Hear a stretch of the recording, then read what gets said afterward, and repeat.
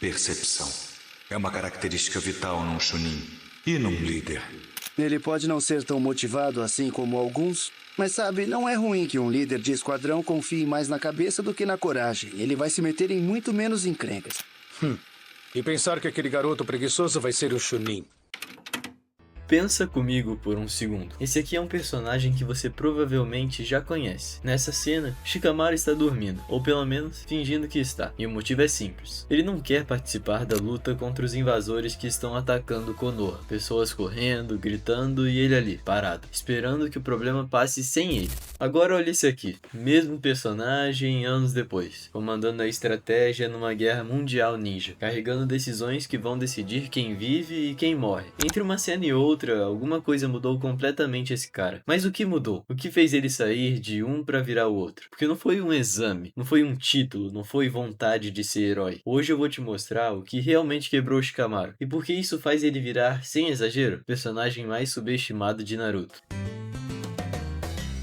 Antes de entender a virada, a gente precisa entender quem é o Shikamaru antes dela. Ele nasce com um QI mais alto do que qualquer outro Hokage da história. Isso não é um exagero, tá? É um dado oficial da própria obra. Estamos falando de alguém com a capacidade de ler uma luta, como se fosse um tabuleiro de xadrez, prevendo jogadas que o oponente nem imaginou ainda. Olha a luta dele contra a Temari no exame Chunin. Para qualquer pessoa de fora, parece um combate desequilibrado, ele levando a pior o tempo inteiro. Mas não é isso que tá acontecendo. Ele tá manipulando a posição dela com a própria sombra, usando um túnel que o Naruto cavou numa luta anterior, calculando o exato momento de prender ela. E ele tinha sim uma forma de vencer aquela luta. Ele monta a armadilha perfeita, mas desiste dela. Diz que ficou sem chakra. Isso é mentira. Tornar-se um Chunin nunca foi importante para ele. Ser ninja no fundo também não era. E quando ele para pensar no esforço que isso ia exigir, a resposta dele é sempre a mesma. Não é pra mim, eu desisto, valeu. A prova final disso vem pouco depois. Durante a invasão de Konoha, enquanto a vila inteira está em pânico, ele está deitado, fingindo dormir, só pra ter uma desculpa de não entrar na briga. Não tem espírito de defensor ali. Ele fala abertamente que tem gente mais forte e mais experiente que pode resolver e ele vai ficar de boa. E é exatamente esse comportamento que vai tornar tudo o que vem depois ainda mais impactante. Tem um detalhe que passa batido se você não conhece bem as estruturas de clã em Naruto, e que torna o caso do Shikamaru ainda mais específico. O time dele não é aleatório. Ino, Shikamaru e Choji formam o time Ino Shikasho, uma combinação que existe há gerações dentro de Konoha, repetida entre os clãs Yamanaka, Nara e Akimichi. É tradição, é praticamente o destino de nascença. E o ponto é, os três nascem dentro de famílias que já decidiram, antes mesmo deles existirem, qual papel cada um vai exercer. Ino com controle mental, Choji com expansão de corpo e Shikamaru com a manipulação de sombra. Nenhum dos três escolheu a própria técnica, foi escolhida para eles, junto com o sobrenome. Só que cada um reage diferente a esse roteiro pré-escrito. Choji aceita o papel dele com tranquilidade, e até com orgulho. Desde criança, leal aos amigos acima de qualquer coisa. Ino flutua entre a vaidade adolescente e competência real, mas nunca questiona profundamente o lugar dela nessa estrutura. Shikamaru é o único dos três que olha para aquele roteiro inteiro, clã, técnica, expectativa, futuro decidido e simplesmente se recusa a entrar nele de corpo e alma. Ele não recusa o talento, recusa o roteiro. Tem uma cena simples que mostra isso sem precisar de discurso nenhum. Os três times de Genin se reúnem depois de uma missão. Enquanto Choji está pensando na próxima refeição e Ino reclamando de alguma injustiça, Shikamaru está deitado olhando para a nuvem, alheio a tudo. Não é desinteresse pela missão em si, é desinteresse pelo papel inteiro que carregam. E é justamente por estar dentro de uma estrutura onde os outros dois aceitam um papel sem questionar que a resistência dele fica tão visível. Não é um personagem isolado se rebelando contra o mundo. É o único integrante de um time tradicional inteiro que está ativamente abrindo mão do próprio potencial.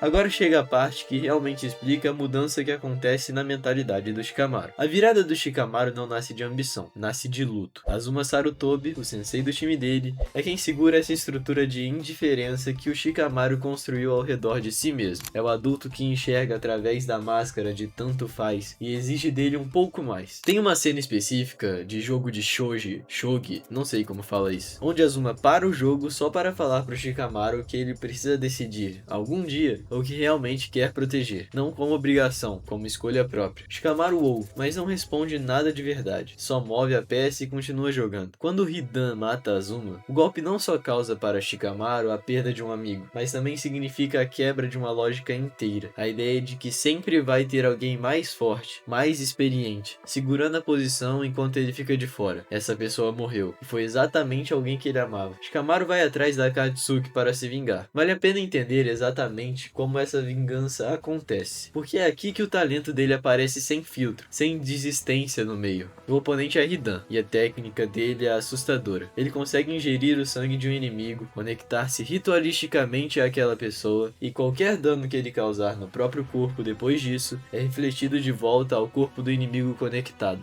Na prática, é um oponente praticamente impossível de enfrentar corpo a corpo. Quanto mais você acerta ele, mais ele se machuca de propósito só pra te ferir igual. Shikamaru entende isso rápido. Em vez de tentar vencer pela força, ele passa a estudar o alcance exato do ritual, percebendo que existe uma distância mínima necessária para a conexão funcionar. Daí ele monta uma armadilha em camadas, usa a própria sombra para criar uma marcação no chão, sem o Hidan perceber o propósito. Força o combate para dentro de uma área específica, calculada centímetro por centímetro, onde o alcance da técnica de Hidan se torna arma contra ele mesmo. Quando Hidan finalmente entende o que está acontecendo, já é tarde, e ele está exatamente na posição que o Shikamaru passou o combate inteiro construindo. O golpe final nem precisa ser espetacular, é cirúrgico. Shikamaru identifica o único ponto cego daquela técnica supostamente perfeita e usa exatamente esse ponto. Não tem distância aqui, não tem desculpa de chakra baixo. É o mesmo cérebro de sempre manipulando posição e tempo, só que agora aplicando até o limite. Ele consegue vingar o sensei. Só que o que fica depois disso não é a satisfação, é a consciência amarga de que o preço de continuar fingindo indiferença não é abstrato. Tem nome, tem rosto e nesse caso tinha sido seu mestre. A partir desse momento, ele entende que não dar o seu melhor também é uma escolha, e essa escolha também mata.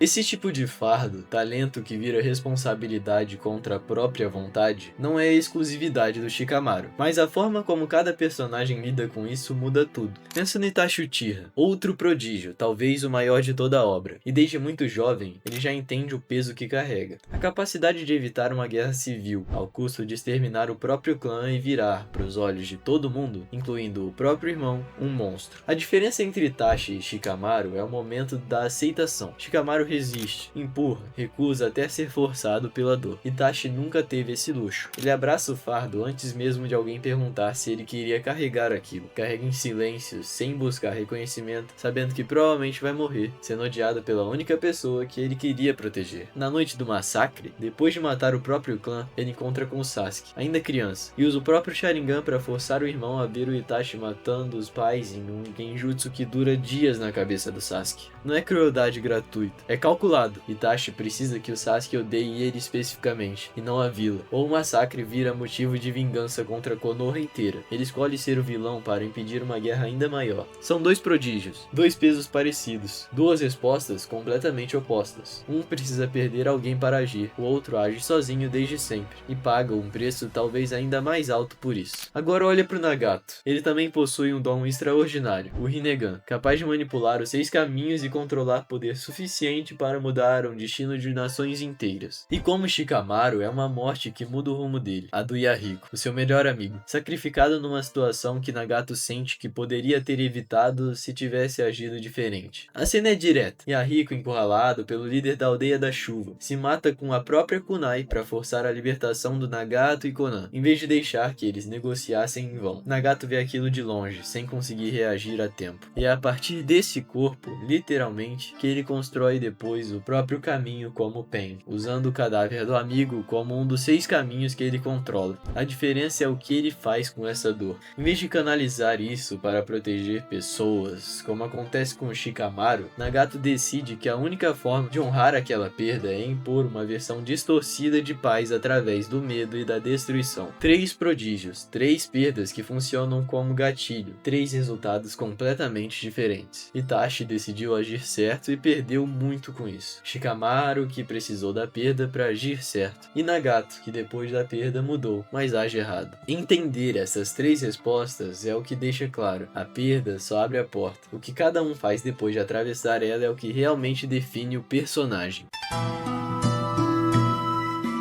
E é aí que a quarta grande guerra ninja vira o teste definitivo da mudança que o Shikamaru realmente sofreu. Shikamaru se torna, na prática, o cérebro estratégico de toda a aliança Shinobi. Não é mais aquele garoto que ficava de boa enquanto os outros resolviam. Agora ele é quem decide posicionamento de tropas, quem avalia risco, quem precisa em determinado momento tomar decisões que vão custar vidas. E entre essas decisões existe uma que pesa de um jeito particularmente cruel. Ele precisa lidar com a possibilidade real de perder o próprio pai na linha de frente, sabendo que cada movimento estratégico que ele decide pode ser exatamente o que coloca o pai dele em risco. Tem um momento específico onde isso fica insuportável. O pai dele, Shikaku, está coordenando uma manobra perigosa contra um dos inimigos mais fortes da guerra, e Shikamaru, à distância, só pode escutar pelo rádio enquanto o próprio plano que ele ajudou a montar decide o destino do pai. Não tem como intervir, só calcular e esperar que o resultado esteja certo. Esse é o ponto mais irônico de toda a jornada dele. O garoto que recusava responsabilidade porque não queria carregar peso, virou a pessoa que carrega o peso mais pesado que existe. Decidir com frieza quem se arrisca e quem não se arrisca, sabendo que qualquer erro tem nome e rosto. Ele não queria nunca ser essa pessoa, e foi exatamente isso que ele se tornou, porque entendeu, tarde demais pro próprio gosto, que o talento dele resolvia problemas que ninguém mais conseguia resolver. E talvez seja exatamente por isso que o Shikamaru funciona tão bem como personagem. Ele não é o herói clássico que sonha em ser forte desde criança. Ele é o cara que enxergava o sistema com clareza demais e que sabia o custo de se envolver.